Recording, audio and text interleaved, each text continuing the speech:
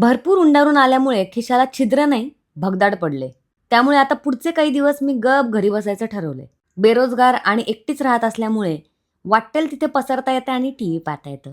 यात रिटायर्डचा फील असला तरी रिटायर्ड दिसायचं नसेल तर स्किन केअर रुटीन हा एकच मार्ग आहे.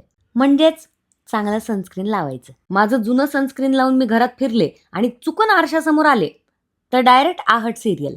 आणि एकटीच राहत असल्यामुळे मला स्वतःला स्वतःची भीती घालायची नाहीये. आणि म्हणून मी ब्लिंकिटवरनं अर्जंटमध्ये मागवलं विश केअरचं हे व्हायरल सनस्क्रीन. याचं फ्लोई टेक्स्चर बघा आणि हे अजिबात व्हाईट कास्ट सोडत नाही. सगळ्या स्किन टाईपसाठी सूट होतं आणि रोज वापरायला परफेक्ट. यात 5% नायासिनेमाइड आहे.